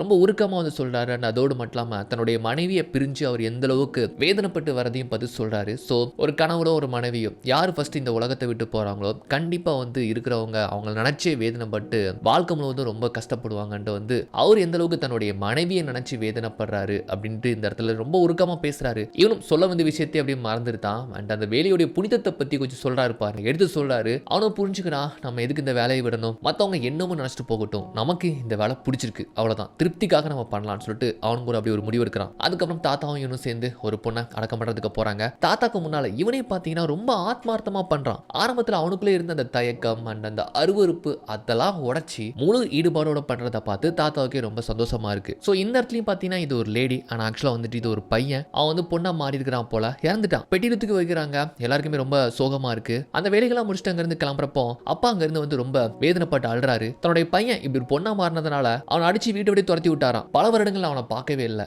அண்ட் இப்போ பொணமா தான் வீட்டுக்கு வந்து சேர்ந்திருக்கான். ஏதோ ஒரு விரக்தியில தான் அவரே இறந்து போயிட்டாரு. பட் இந்த மாதிரி ஒரு அப்பா ஸ்தானத்துல இருந்து தன்னுடைய பையனை பத்தி நினைக்கிறப்போ அவருக்கு ரொம்ப கஷ்டமா இருக்கு. சின்ன வயசுல அவன் எவ்வளவு அழகா இருப்பான் தெரியும், சிரிச்சா அப்படி இருக்கும் தெரியுமான்ட்டு என்னமோ வந்து ஏதோ புலம்பணுமேன்னு வந்து புலம்பிட்டு இருக்கிறாரு. ஆனா என்னதான் என்னுடைய பையனா இருந்தாலுமே அவன் பொண்ணா நீங்க வந்து ரொம்ப அழகுபடுத்திட்டீங்க, அவனை அலங்கரிச்சிட்டீங்க, என் மனசு நிறைஞ்சு போயிடுச்சு அப்படின்னு சொல்லிட்டு ரொம்ப கதறி அழுதுகிட்டு நம்ம ஹீரோ தானே அதை வந்து சிறப்பா பண்ணி முடிச்சான்ட்டு அவன் காலில் விழுந்து வந்து நன்றி தெரிகிறாரு. ஏன்னா இந்த வேலையுடைய புனிதத்தையே இந்த மாதிரி சில பேரால தான் இவனால வந்து புரிஞ்சுக்க முடியுது. ஸோ எந்த வேலையிலுமே நிரந்தரம் இல்லாம ஒரு ஒவ்வாமையா இருந்தோம், ஆனா இப்படி ஒரு வேலையில நம்ம ரொம்ப பிரோஜனமா இருக்கிறோமேன்ட்டு அவனுக்குள்ள ஒரு பூரிப்பு. ஸோ வாழ்க்கை பார்த்தீங்கன்னா ரொம்ப இனிமே அப்படி போயிட்டு இருக்கு. அண்ட் ஆஃபீஸில் வந்து இந்த மாதிரி ஜாலியாக உட்காந்து என்னெல்லாமோ விதவிதமாக ஃபுட்ஸ் எல்லாம் ஆர்டர் பண்ணி சாப்பிட்டு இருக்காங்க. அப்பதான் சொல்றேன் இந்த மாதிரி செல்லோ இருக்கு தெரியுமா, அதை வந்து நான் கொண்டு வந்திருக்கிறதா வந்து சொல்றான். அதை எடுத்துட்டு வாராப்ல எப்ப இருந்து நீ வாசிக்க ஆரம்பிச்சுன்னு சொல்லிட்டு நம்ம ஆஃபீஸ்க்கு கேட்குறாங்க. சொல்றான் சின்ன வயசுல இருந்து எங்க அப்பாவோட நீ நான் கொஞ்சம் வாசிக்க ஆரம்பிச்சேன், நிறையவே பெர்ஃபார்ம் பண்ணியிருக்கிறேன் அண்ட் இப்படி ஒரு ஆர்கெஸ்ட்ரா இருந்தான்ட்டு எல்லா கதையிலுமே வந்து சொல்றான். ஆமா அப்பா அப்பான்னு சொல்றீ, உங்க அப்பா எங்க இருக்கிறாருன்னு கேட்டா தெரியல, மேபி செத்துருக்கலாம், நான் இது வரைக்கும் பார்த்தது கிடையாது, அவர் போட்டோ கூட எங்க வீட்டில் கிடையாதுன்ட்டு வந்து சொல்றாப்ல. அண்ட் கொஞ்சம் அவர் மேல இருக்கக்கூடிய கோபத்துல வந்து கொஞ்சம் மரியாதை இல்லாம தான் பேசுறானா. அவங்களாலே புரிஞ்சுக்க முடியுது இந்த அளவுக்கு அப்பா பத்தி பேசுறானா எந்த அளவுக்கு அவனுக்கு கோபம் இருக்குன்னு சொல்லிட்டு. சரி ஓகே அதெல்லாம் போட்டு பேசவானா, நான் இப்போ உங்களுக்காக வாசிக்கிறேன் பாருங்கன்னு சொல்லிட்டு இப்போ அந்த பியானோல வந்து பாத்தீங்கன்னா ஒரு மாதிரி சேடா மியூசிக் ஒன்று ப்ளே பண்றான். அது ப்ளே பண்றப்போ தாத்தா வந்து தன்னுடைய மனைவி நினைச்சு வருத்தப்படுறாரு. ஆனா அதே சமயம் அந்த ஆபீஸ்க்கு வந்து பாத்தீங்கன்னா எதையும் நினைச்சு கவலைப்படுறாங்க, வருத்தப்பட்டு அழுறாங்க. அவங்களுக்குள்ளயும் ஏதோ கண்ணீர் நிறைந்த ஒரு மறுபக்கம் இருக்கதான் செய்யுதுன்னு சொல்லிட்டு புரிஞ்சுக்க முடியுது. ஸோ இதுக்கப்புறம் என்ன ஏகப்பட்ட ரிச்சுவல்ஸ் வந்து அட்டன் பண்றாப்ல. இவனே தனியா போய் அட்டன் பண்றான். என்னதான் இது ஒரு துக்க சம்பந்தப்பட்ட வேலையா இருந்தாலுமே அவனுக்கு மனசு நிறைவாகவும் ஒரு மாதிரி அமைதியா போகுது வாழ்க்கை. ஸோ தாத்தா விட அதிகப்படியான ரிச்சுவல்ஸ் இவன் தான் வந்து பண்றான். ஸோ அல்பாயுஸ்ல போனவங்க இருந்து பெரியவங்க வரைக்கும் பாத்தீங்கன்னா இவனே தான் போய் எடுத்து நடத்துறாப்ல. ஒவ்வொன்றும் ஒவ்வொரு அனுபவத்தை கொடுக்குது. போக போக வாழ்க்கையோட யதார்த்தத்தை வந்து புரிஞ்சுக்கிறாப்ல. இதுதான் வாழ்க்கை, அவ்வளவுதான்டா வாழ்க்கை, அவ்வளவுதான், இதுக்கு தான் நம்ம இப்படி அடிச்சுக்கிறோமே அப்படின்னு தோன்ற அளவுக்கு அவனுக்கு போயிருது மனசு. வேலைகள்லாம் முடிச்சுட்டு ஒரு நாள் அப்படி வீட்டுக்கு வந்து பார்த்தா என் மனைவி வந்து நிற்கிறாங்க. அவனுக்கு ரொம்ப சந்தோஷமா இருக்குது. அவங்களும் ரொம்ப ஹாப்பியா இருந்துட்டு இருக்கிறாங்க. என்ன விஷயம்னு கேட்டா இந்த மாதிரி அவங்க வந்து கன்சீவா இருக்கிறாங்களா. இந்த சந்தோஷமான செய்தியை சொல்றதுக்காக தான் அவ்வளவு தூரம் வந்து பயணிச்சு இங்க வந்திருக்கிறத வந்து சொல்றாங்க. ஸோ இந்த இனிப்பான செய்தியை கேட்டதும் அவனுக்கு எல்லையில்லா ஆனந்தம். பட் சடனா கேட்கறாங்க, நம்ம குழந்தைக்காகவாச்சும் இப்போ இந்த வேலையை விட்டுருவீங்களான்னு வந்துட்டு கேட்டா அப்படியே மூஞ்சி மாறி போயிருது. என்ன பதில் சொல்றதுனே தெரியல. மனைவிக்காக இந்த வேலையை விடுறதா இல்ல நம்மளுடைய திருப்திக்காக சந்தோஷத்துக்காக இந்த வேலையை நம்ம தொடர்ச்சியா பண்றதான்ட்டு தெரியல. அவங்க சொல்றாங்க, அங்க பாருங்க நம்ம பையன் பிறந்ததுக்கு அப்புறமா அவன் வளர்ந்ததுக்கு அப்புறம் இந்த மாதிரி அவன் கூட இருக்கிற பசங்களாம் வந்து நீங்க இப்படி வேலை பார்க்கறத வச்சு கிண்டல் பண்ணுவாங்க, கேலி பண்ணுவாங்க. அவன் எதிர்காலத்துக்கு தான் பாதிப்பு. சொல்லிட்டு இப்படிலாம் வந்து சொல்றாங்க. ரொம்ப எமோஷனல் அட்டாக்லாம் பண்றாங்க. அதை கேட்டு அப்படியே நின்றுட்டே இருக்கிறான். திடீர்னு பார்த்தா ஒரு ஃபோன் வருது. என்னன்னு பார்த்தா ஒரு மாதிரி ஷாக் ஆயிட்டான். இந்த மாதிரி இவன் ஃப்ரெண்டோட அம்மா இருக்கிறாங்களா, அந்த பப்ளிக் பார்த்து நடத்தக்கூடிய அந்த பாட்டி பார்த்தீங்கன்னா இறந்து போயிட்டாங்களாம். இந்த தகவல் கேட்டதும் ரொம்ப உடஞ்சு போயிருந்தான். தன்னுடைய மனைவி கிட்ட சொல்றான். ஏன்னா அவங்களுக்கே நல்லா தெரியும், நல்லா பழகி இருக்கிறாங்கல்ல. நேரா அங்கே தான் போறான். தாத்தா ஆல்ரெடி வந்துட்டாரு போல. தாத்தா கிட்ட தான் தன்னுடைய மனைவின்ட்டு சொல்லிட்டு அப்படி சோகமா நிற்கிறாங்கல்ல. அப்பதான் ஃப்ரெண்டு கூட பார்க்குறாரு. ஆனால் இந்த வேலையை ரொம்ப ஏளனமா பேசி அதை விட்டுன்னு சொன்னாரு. ஆனால் இன்னைக்கு தன்னுடைய அம்மாவை அவன் தான் சுத்தம் பண்ண போறான்ட்டு வந்து பார்க்குறப்போ அவருக்கு எதுவுமே வார்த்தைகள் வரல. நம்ம ஹீரோ வந்து பார்த்தீங்கன்னா அப்படியே வந்து அவனுடைய வேலையை ஸ்டார்ட் பண்றான். எத்தனையோ பேர் அவன் தொடச்சி தூய்மைப்படுத்தி சுத்தப்படுத்தி மேக்கப்லாம் பண்ணி அலங்கரிச்சு நம்ம வச்சு பார்த்துருப்போம். ஆனால் இந்த பாட்டிக்கு பண்ணக்கூடிய இந்த சடங்குகள் தான் கொஞ்சம் நிறுத்தி நிதானமா வந்து காமிக்கிறாங்க. அப்படியே வந்துட்டு வழக்கம் போல துணி எடுத்து பாட்டிக்கு எல்லாத்தையுமே வந்து கிளீன் பண்றா. மனைவி கூட இருந்து பாக்குறாங்க. ஃப்ரெண்ட் அவனுடைய குடும்பம் கூட இந்த மாதிரி பார்த்துட்டு இருக்கிறாங்களா. கிளீன் பண்ணதுக்கு அப்புறமா அவங்க பாரம்பரியமா அணியக்கூடிய ஆடைன்னு சொல்லிட்டு இருக்கும்ல, அதை எடுத்து எப்படி வந்து அவங்களுக்கு போட்டு விடுறான். போட்டதுக்கு அப்புறமா அந்த பழைய ஆடையை எடுத்து பார்த்து ரொம்ப நீட்டா பாத்தீங்கன்னா அவங்க கையை கட்டி விட்டு அந்த கையை வந்து நீட்டா வச்சு அவங்க இடுப்புல கட்டக்கூடிய அந்த துணியா இருக்கட்டும். அண்ட் பாட்டி பாத்தீங்கன்னா எப்போதுமே ஒரு ஸ்கார்ஃப் மாதிரி ஒன்று போட்டிருப்பாங்க. அது ரொம்ப ஸ்டைலா இருக்கும் அவங்களுக்கு. அவனே வந்து அந்த துணியை அவங்களுடைய துணியை எடுத்து அதை போட்டு விட்டு இதெல்லாம் ஃப்ரெண்டும் நம்ம ஹீரோடைய ஒய்ஃபும் கூட பாக்குறாங்க. எப்படி ஒரு புனிதமான ஒரு வேலையை நம்ம கொச்சப்படுத்திட்டோமே அப்படின்னு கூட ரெண்டு பேருக்கும் கில்ட் ஆகலாம். அதுவும் ஹீரோடைய ஃப்ரெண்டுக்கு தான். நம்ம கிட்ட அந்த வேலை வராத வரைக்கும் அது கேவலமான வேலை தான் இப்படிப்பட்ட வேலைகள்லாம். ஆனா நமக்கு சார்ந்தவங்களுக்கோ நமக்கு வரும்போது இப்படிப்பட்ட தொழில் வந்து நமக்கு பெருசா தான் தெரியும்ல. அந்த மாதிரி தான் பாக்குறாரு. எல்லாமே பண்ணி முடிச்சதுக்கு அப்புறமா அஞ்சலி செலுத்துறதுக்காக இந்த மாதிரி பாக்ஸ்ல வச்சிருக்காங்க. சோ ஹீரோடைய ஃப்ரெண்ட் அண்ட் அவங்களுடைய ஃபேமிலின்ட்டு ரொம்ப கதறி ஆள்றாங்க. அண்ட் அஞ்சலிலாம் செலுத்தினதுக்கு அப்புறமா இந்த எலக்ட்ரிக் கிரிமிட்டோரியன் சொல்லுவாங்கல்ல, எலக்ட்ரிக் சுடுகாடுன்ட்டு அங்கதான் வந்து கொண்டு வராங்க. அங்கதான் பாத்தீங்கன்னா இந்த தாத்தா இருக்கிறாரு. இந்த தாத்தா தெரியுதா, இந்த மாதிரி அந்த பப்ளிக் பாத்துல தான் குளிக்கிறப்போ 50 வருஷமா அங்க வந்துட்டு போறேன் அப்படின்ட்டு சொல்லியிருப்பாரு. நம்ம ஹீரோ கூட சின்ன வயசுல தெரியும் சொல்லியிருப்பாரு. அந்த தாத்தா தான். சோ அந்த தாத்தாவும் இப்ப இறந்துருக்கிற இந்த பாட்டி கடையில ஒரு நல்ல நட்பு இருக்கு. சோ அந்த தாத்தா பாத்தீங்கன்னா இந்த கிரிமிட்டோரியம்ல தான் அந்த வேலை பார்த்துட்டு இருக்கிறாரு. அதாவது பெட்டி தள்ளினதுக்கு அப்புறமா பட்டன் அழுத்தி சாம்பலாக்குவாங்களா, அந்த வேலை தான். இவங்க கூட பாக்குறான். பார்த்துட்டு தாத்தா இங்க தான் வேலை பாக்குறீங்களான்னு கேட்டதும் ஆமாப்பான்ட்டு சொல்றாரு. ரொம்ப சோகமா இருக்குது அவருக்கு, கஷ்டமா இருக்கு. சோ எல்லா மரியாதையும் செலுத்தினதுக்கு அப்புறமா கடைசியை பாத்தீங்கன்னா ஒரு கணத்தை இதயமா மனசுல ஒரு பாரமா தான் அந்த பாக்ஸ் அந்த தாத்தா உள்ள அனுப்புறாரு. அந்த பட்டன் அழுத்துறதுக்கு முன்னால ஒரு விஷயம் சொல்றாரு. இறப்புக்கு அப்புறமா மனுஷனுடைய வாழ்க்கை அதோட முடிஞ்சு போற காரியம் கிடையாது. கண்டிப்பா அடுத்த ஒரு வாழ்க்கைன்னு ஒன்று இருக்கும். அது இந்த உலகத்தை விட்டு வேற எங்கேயாச்சும் இருக்கலாம். அந்த உலகத்துக்கும் இந்த உலகத்துக்கும் இடையே இருக்கக்கூடிய ஒரு கேட் கீப்பரா தான் நான் இருந்துட்டு இருக்கிறேன்னு சொல்லிட்டு ரொம்ப உருக்கமா பேசுறாரு. இப்போ இறந்திருக்கிற இந்த பாட்டியை பத்தியும் கொஞ்சம் கவலையா சொல்றாரு. எங்களுக்குள்ள அந்த அளவுக்கு ஒரு நட்புன்னு சொல்லிட்டு அதை பத்திலாம் பேசிட்டு ஃபைனலா வந்து பாத்தீங்கன்னா அப்படியே வந்து கணத்தை இதயமா அந்த பட்டனை வந்து பிரஸ் பண்ண அவங்க பையன் வந்து பாத்தீங்கன்னா அந்த எரியிற கோலத்தை வந்து பார்த்து கதறி அழுதுட்டு இருக்கிறாப்ல. எல்லாருக்குமே ரொம்ப கஷ்டமா போயிருது. நம்ம ஹீரோன் வந்து பாத்தீங்கன்னா இந்த வேலையை நம்ம இவ்வளவு நாள் வந்து இப்படி தப்பா சொல்லிட்டோமே அப்படின்ட்டு அவன் பண்ணக்கூடிய இந்த தொழிலை வந்து ரொம்ப பெருமையா நினைச்சு அவங்கள வந்து அதை ஏத்துக்கிறாங்க. அப்புறம் சில மாதங்கள் கடந்து போகுது. இவன் சின்ன வயசா இருக்கும்போது அப்பா அம்மாவோட சேர்ந்து ஒரு ஆத்தங்கரைக்கு வருவான்ல, அங்கதான் தன்னுடைய மனைவி கூப்பிட்டு வரா. இங்க தான் சின்ன பையனா இருக்கும்போது அப்பா என்கிட்ட ஒரு கல் ஒன்று கொடுத்தாரு. நான் என்னுடைய ஞாபகமா அவருக்கு ஒரு கல் ஒன்று கொடுத்தேன். அந்த கல்லை நானும் பத்திரமா வச்சிருக்கிறேன். ஆனா அவரு தான் எங்களை விட்டுட்டு இந்த மாதிரி போயிட்டாரு. கண்டிப்பா கல்யாணம் ஆகி அவருக்கும் வந்து பையன் இருப்பான், என் வயசுல இருப்பான்னு சொல்லிட்டு இந்த மாதிரிலாம் சொல்லிட்டு இருக்கிறாப்ல. என்னதான் அப்பா மேல ஒரு பக்கம் கோவம் இருந்தாலுமே இன்னொரு பக்கம் அவர் மேல இருக்கக்கூடிய அந்த பாசம் இன்னும் அப்படியே தான் இருக்குதுங்க. அப்புறம் இந்த மாதிரி நம்ம ஹீரோ வேலைக்கு போனதுக்கு அப்புறமா இவங்க செடிக்கு வந்து தண்ணி பாய்ச்சிட்டு இருக்காங்க. அப்போ ஒரு போஸ்ட்மேன் வந்து ஒரு லெட்டர் என்னமோ கொடுக்குறாரு. அதை வாங்கி அவங்க பாக்குறாங்க. படிச்சு பார்த்தா இந்த மாதிரி நம்ம ஹீரோடைய அப்பா வந்து இப்பதான் இறந்து போயிருக்கிறாரு. அவருடைய இறுதி அஞ்சலியில வந்து கலந்துக்கணும்னு சொல்லிட்டு இந்த மாதிரி லெட்டர் அனுப்பி வச்சிருக்காங்க. இவங்க பாக்குறாங்க, என்னடா இப்பதான் அவங்க அப்பா இறந்து போனாரான்னு சொல்லிட்டு. அதே சமயம் நம்ம ஹீரோ பாத்தீங்கன்னா வேலைக்கு வரான். போனை வீட்லயே வச்சுட்டு வந்துட்டான்னு நினைக்கிறேன். சோ நம்ம ஹீரோ வந்துட்டு இங்க போன் பண்ணி சொல்லியிருக்காங்க. அப்போ அந்த ஆபீஸ் பொண்ணு இருக்கிறாள், அவ சொல்றா, போனை வீட்லயே வச்சுட்டு வந்துட்டியா, ஒய்ஃப் கால் பண்ணாங்க, இந்த மாதிரி உங்க அப்பா வந்து தவறிட்டாராம், அவருக்கான கடைசி மரியாதை போய் நீ செலுத்தணுமா அப்படின்னு சொல்றப்போ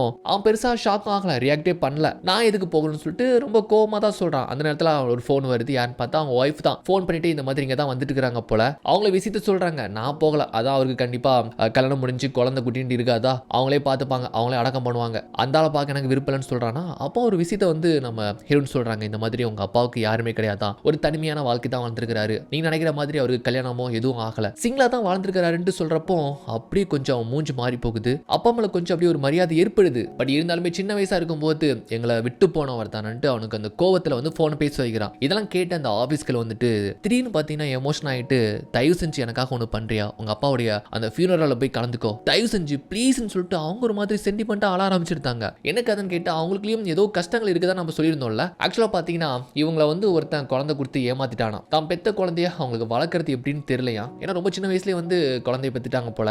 6 வயசு வரைக்கும் வளர்த்த இவங்க அதுக்கப்புறம் குழந்தை இல்லாம தவிக்கிற ஒரு தம்பதிக்கு வந்து குழந்தைய தன்னுடைய பையனை வந்து தத்து கொடுத்துட்டாங்களாம். இப்போ வரைக்குமே அவனை நினைச்சு வருத்தப்படாத நாளே இல்லைன்னு சொல்லிட்டு அவங்க சோக கதையை சொல்றாங்க. இப்பதான் தாத்தாவும் கூட அங்க இருந்துட்டு இருக்கிறாருல, அவருக்கு இப்பதான் தெரியுது.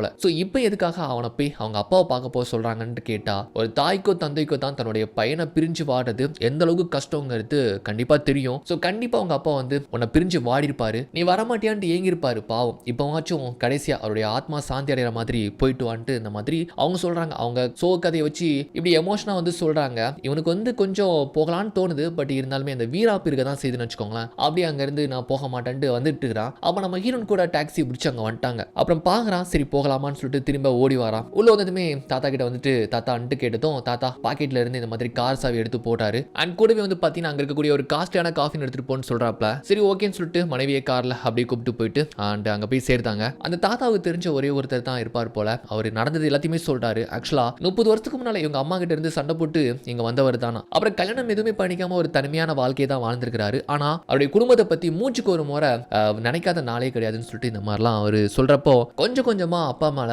ஒரு அபிப்பிராயம் நல்லா வருது அவனுக்கு. நாம தான் ஏதோ தப்பு பண்ணிட்டோமோ, நம்ம தான் அப்பாவை பார்க்காம இருந்துட்டோமோன்ட்டு கொஞ்சம் வருத்தப்படுறான். அவர் சொல்ற ரிச்சுவல் பண்றதுக்கான டீம் வருவாங்கப்பா, கொஞ்சம் வெயிட் பண்ணுங்கன்னு சொன்னதுனால அங்க இருந்து டீம் வராங்க. இவங்க கொண்டு வந்தது காஃபின் தான் எடுத்துட்டு வந்து இந்த மாதிரி வேக வேகமா அவனுக்கு வந்துட்டு பெட்டியில தூக்கி வைக்க பாக்குறானுங்க. அரையும் குறையுமா வேலை இருந்த மாதிரி தெரியுது. நம்ம ஹீரோ வந்து என்னங்க பண்ணீங்கன்னு வந்து தடுக்கிறான். அவங்க என்ன சொல்றாங்கன்னா, எங்க இந்த வேலை எங்களுக்கு தான் தெரியும், நீங்க கொஞ்சம் ஓரமா இருங்கன்ட்டு ஒரு மாதிரி பேசுறானா. பேசி தூக்குறாங்க பாருங்க. நம்மளுக்கு கோவம் வந்துடுது, போய் தடுத்துருதாப்ல. அப்போ நம்ம ஹீரோன்னு சொல்றாங்க, ஆக்சுவலா அவர் வந்து இந்த வேலை தான் பாக்குறாருன்ட்டு சொல்லி புரிய வச்சதுக்கு அப்புறமா இவனே வந்து பாத்தீங்கன்னா தன்னுடைய அப்பாவுக்கு அந்த கடைசி மரியாதை சடங்குகள் அந்த சுத்தம் பண்றது எல்லாத்தையுமே அவனே வந்து பண்றான்னு வச்சுக்கோங்களேன். அப்போ அப்பாவுடைய கை வந்து ரொம்ப இறுக்கமா மூடப்பட்டிருக்கு. வழக்கமா இந்த மாதிரி தான் ஜாப்பனீஸ்ல அடக்கம் பண்றதுக்காக கைகள் வைப்பாங்க போல. அப்ப அந்த கையில ரொம்ப இறுக்கமா என்னத்தையும் பிடிச்சிருக்கிறாரு. என்னன்ட்டு வந்து பார்த்தா ஆக்சுவலா அவருடைய கையில இருந்து சின்ன வயசுல இவன் கொடுத்த அந்த கல் பாத்தீங்கன்னா பொத்துன்னு கீழே விழுது. அதை பார்த்ததுமே அப்படியே பிரேக் ஆயிருந்தாங்க. அவ்வளவுதான், உடஞ்சு போயிருதான். தான் பையன் கொடுத்த இந்த கல்லை இத்தனை வருஷமா வந்து அவனுடைய ஞாபகமா கைக்குள்ளேயே பொத்தி வச்சு கடைசியில மரணித்து போயிருக்கிறாரு பாருங்க. இதை பாக்குறப்போ அவ்வளவுதான், அவனுக்கு வந்துட்டு ரொம்ப கஷ்டமாயிருது. ஸோ அப்பாவுடைய பாசத்தை இப்பதாங்க அவன் புரிஞ்சுக்கிறான். இத்தனை வருஷமா இந்த ஆளை பத்தி ரொம்ப ஒரு மரியாதை இல்லாம வெறுப்போட தான் வந்து தன்னுடைய அப்பாவை பத்தி இவன் வந்து பேசியிருப்பான்ல. ஆனா பாவம் மனசை தன்னுடைய ஃபேமிலியை பிரிஞ்சு ரொம்ப வேதனைப்பட்டிருக்கிறாரு, கவலைப்பட்டிருக்கிறாரு. அதுலயும் பையனை நினைச்சு ரொம்ப கவலைப்பட்டிருக்கிறாரு போல.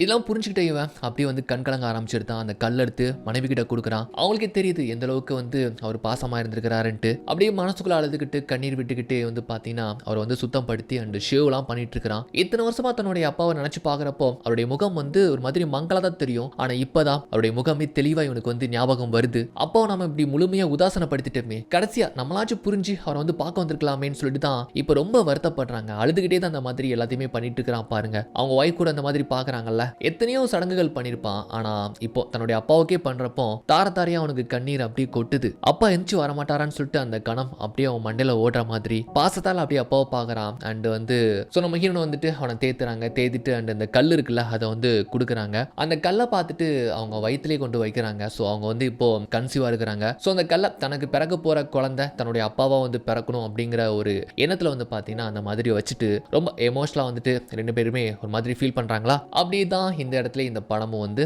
அப்படியே முடிஞ்சு போகுதுங்க. ஸோ ஸ்டோரி எப்படி இருந்துச்சு, கொஞ்சம் வித்தியாசமா இருந்துச்சா என்ன ஏதுன்னு சொல்லிட்டு கீழே கமெண்ட் பண்ணுங்க. ஸோ நிறைய பேர் கடைசி வரைக்கும் பாக்குறீங்க, ஆனா சப்ஸ்கிரைப் பண்ணவே மாட்டேங்கிறீங்க. ஸோ இந்த வீடியோ பிடிச்சிருந்தா லைக் பண்ணுங்க, ஷேர் பண்ணுங்க அண்ட் மறக்காம சப்ஸ்கிரைப் பண்ணிடுங்க.